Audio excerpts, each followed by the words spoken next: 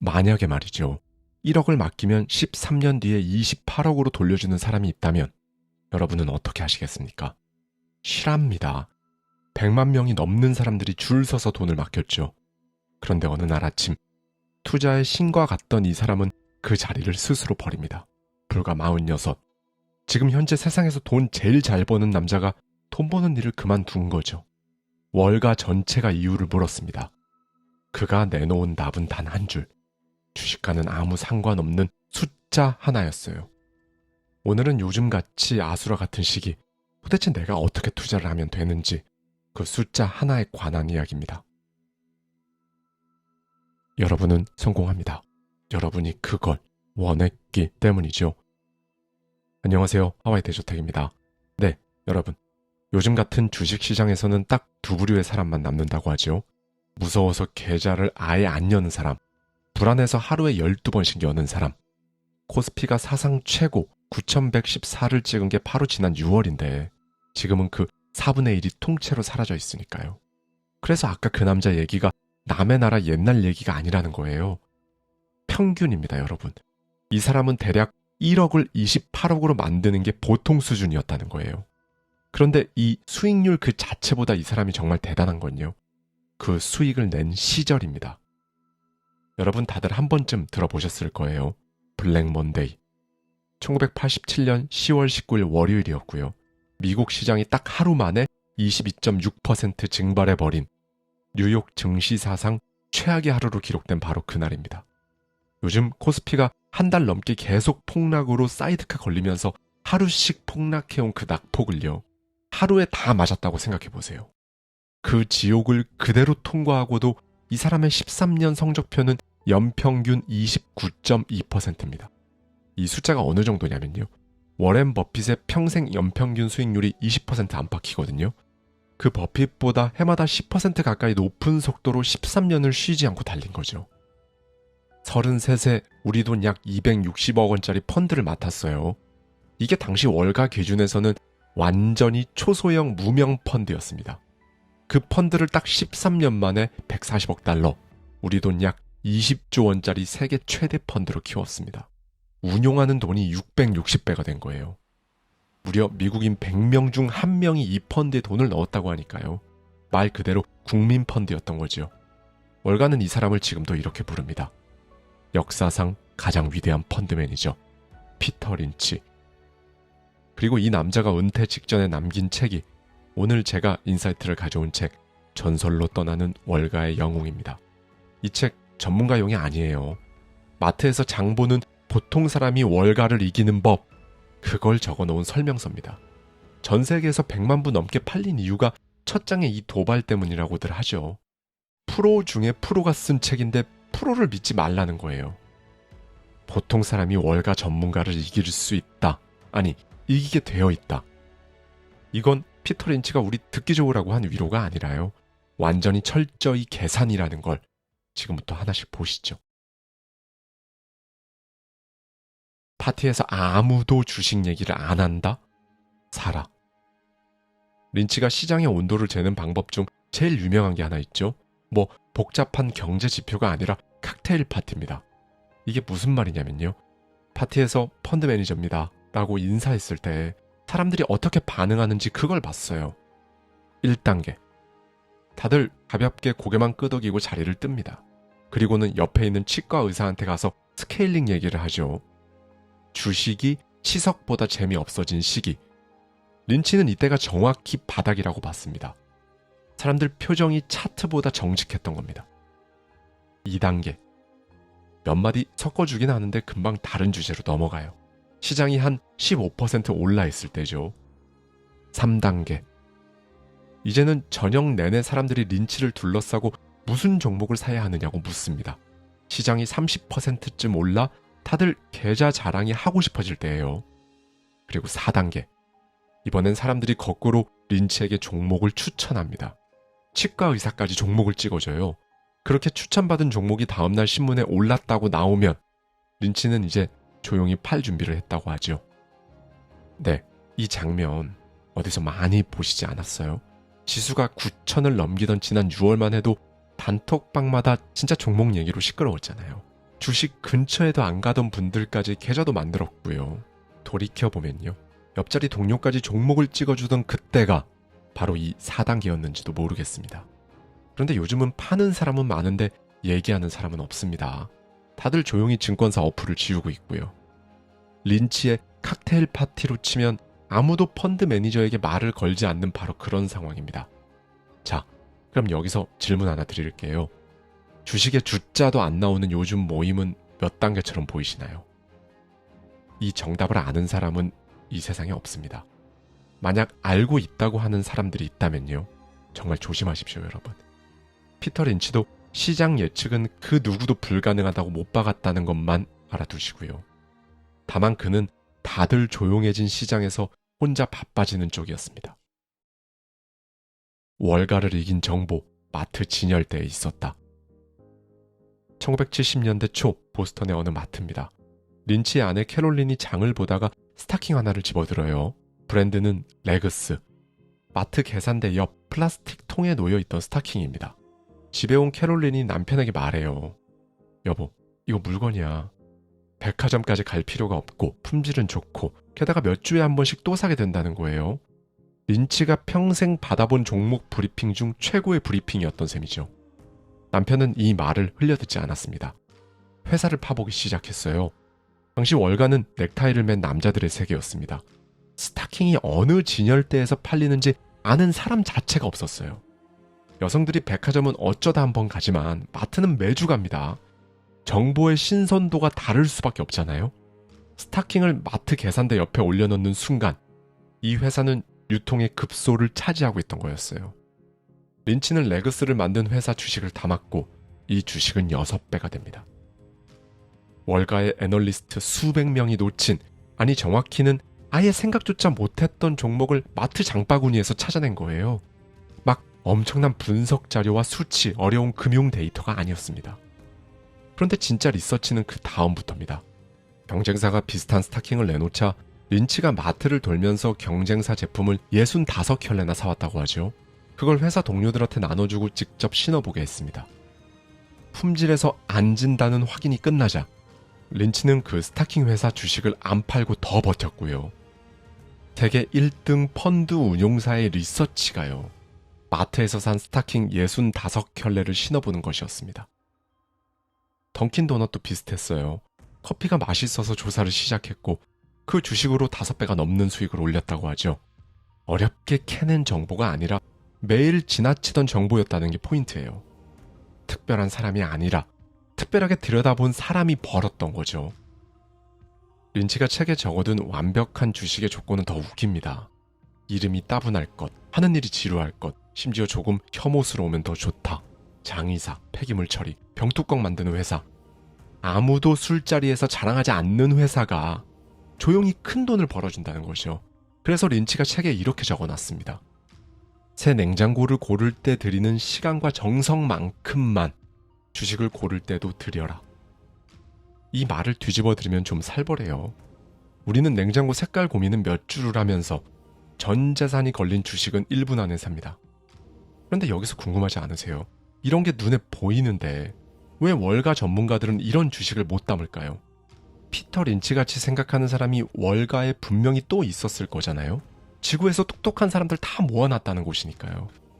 린치가 책에서 폭로하는 이유가 걸작입니다. 전문가가 이름 없는 스타킹 회사를 샀다가 떨어지면 위원회에 불려가고 자리가 위태로워진다.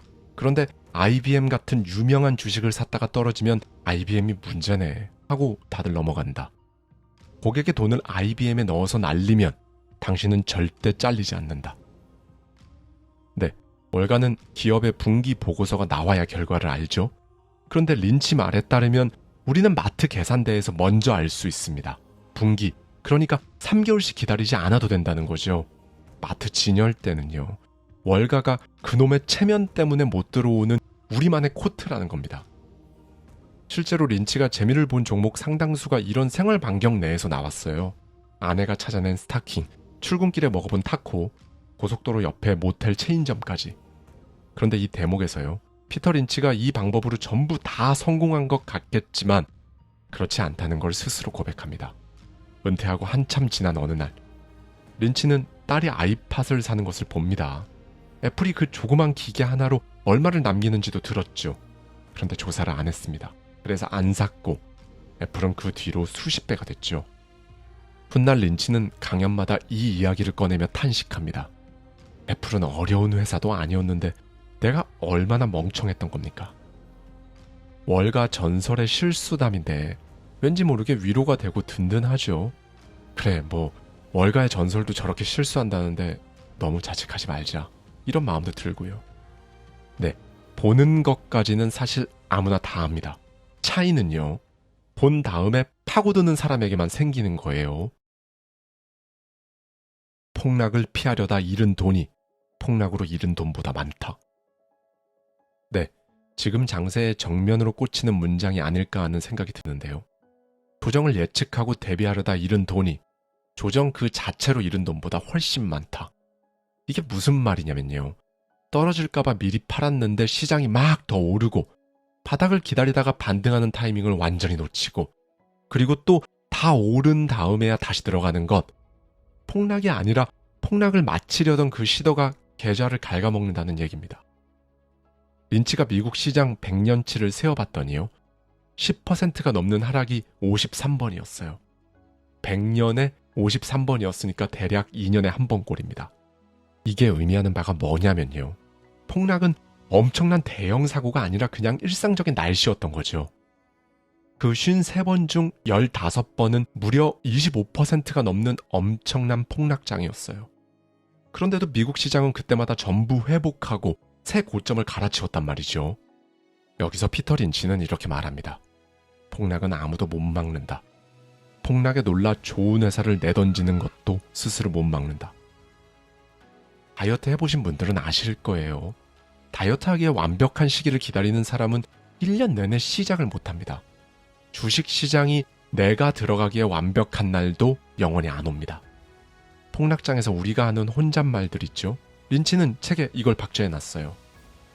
이만큼 떨어졌는데 여기서 더 떨어지겠냐. 진짜 그럼 멸망이다, 멸망. 린치의 대답은 짧죠. 떨어져요. 얼마든지 더 떨어집니다. 겨우 주당 3달러짜리인데 잃어봤자 얼마나 잃겠어.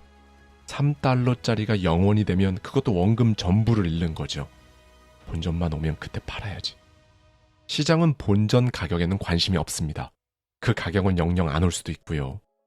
여기서 핵심은요. 결국 맞히는 게 아니라 무엇을 들고 있느냐는 겁니다. 머리로는 다 아는데 폭락 뉴스가 사흘만 이어지면 심장이 두근거리고 미칠 것 같아서 손가락이 먼저 매도 버튼 위에 이미 올라가 있잖아요. 이건 많이 알려진 이야기인데요. 1987년 그 블랙 먼데이 때 린치는 하필 아일랜드로 여행을 가 있었습니다. 전화기 너머에서 펀드가 조 단위로 쪼그라드는 동안 그가 할 수 있는 건 아무것도 없었어요.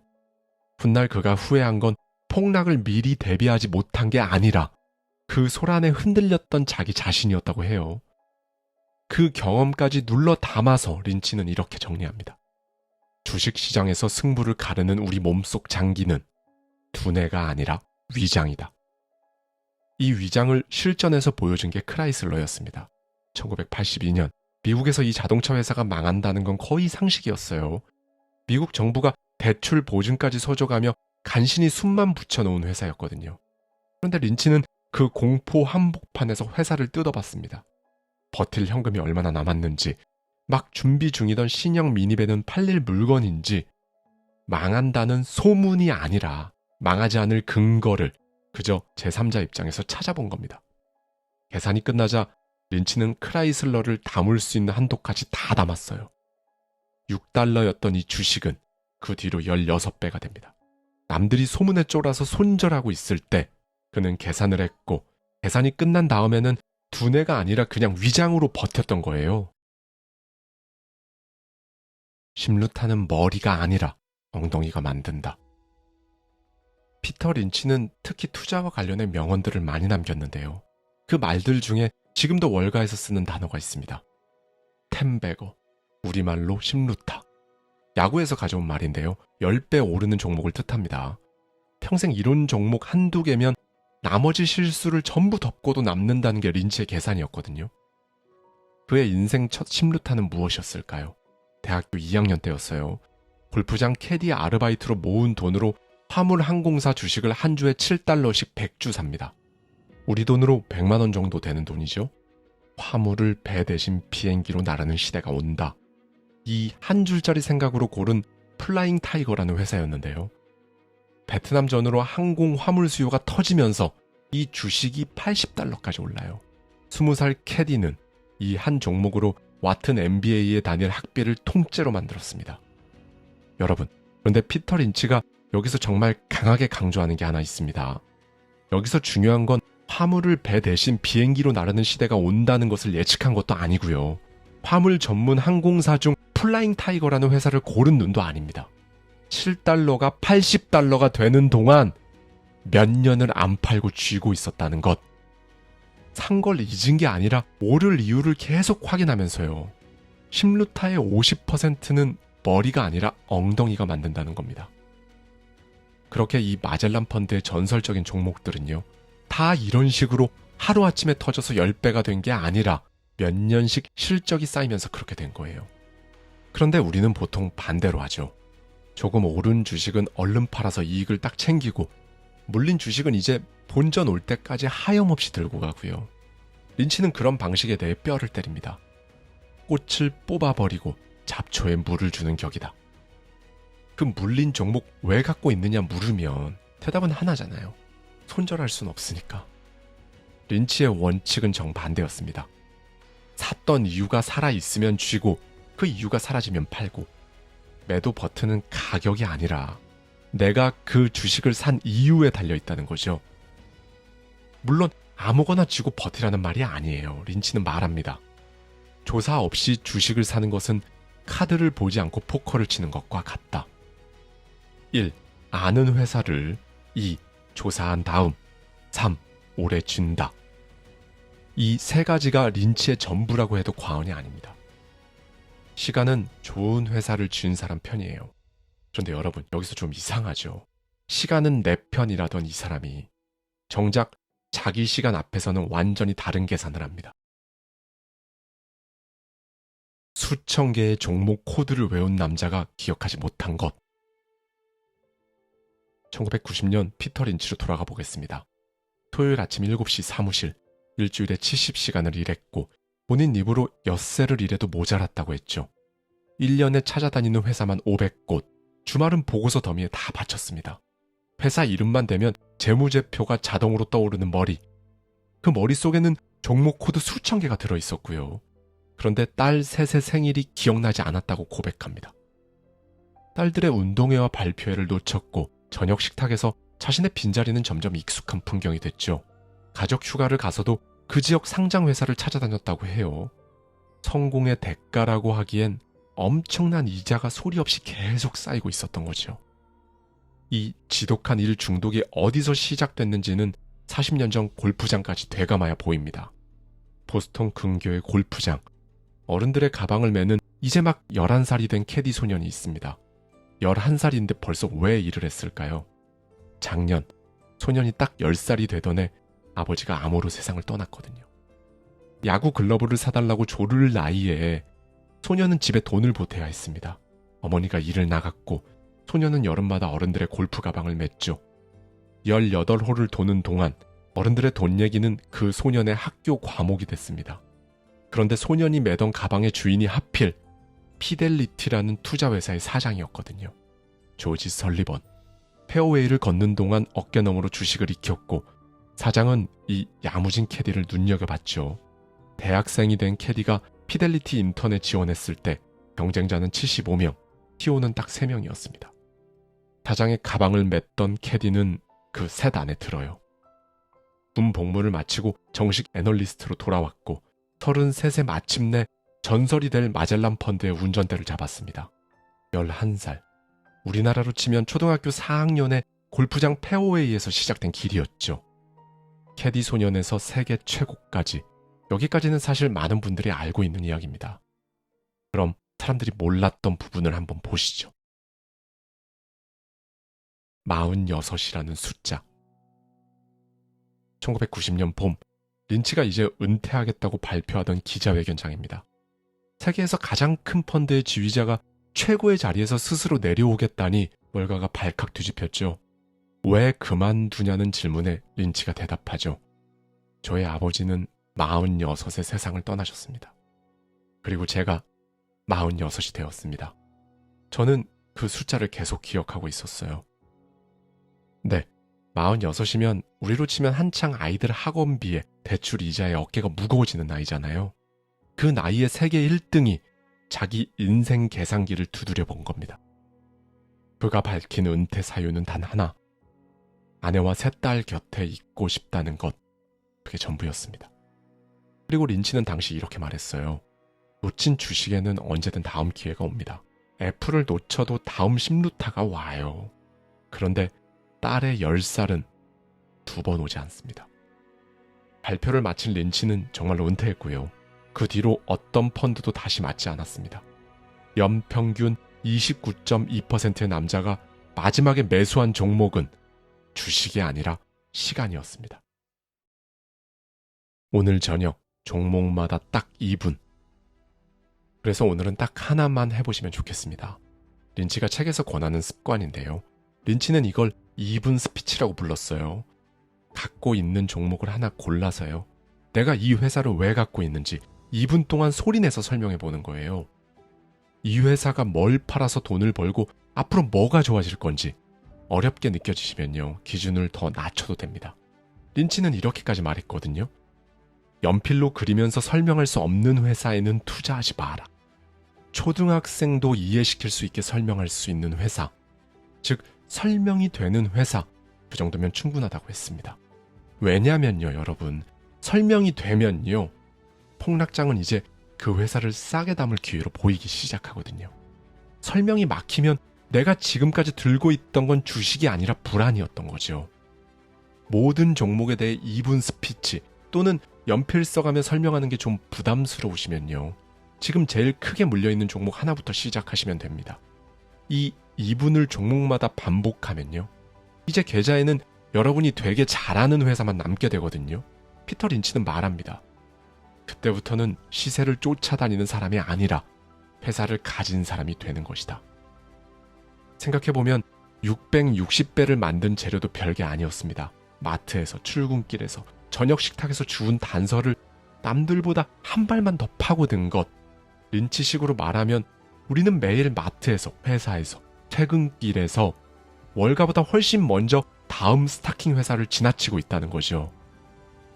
폭락이 두려운 사람과 폭락이 반가운 사람의 차이는 어쩌면 그 2분이 전부이지 않을까요? 린치의 이 말, 오늘은 꼭 기억해 주셨으면 좋겠습니다. 자신이 무엇을 가지고 있는지, 그리고 그걸 왜 가지고 있는지 알라. 그 뒤로 36년, 월가에는 아직 2번째 린치가 없습니다. 여러분, 요즘 같은 때일수록요, 패닉에 빠지지 않으시기를 저는 진심으로 바랍니다. 감사합니다. 지금까지 하와이 대저택이었습니다.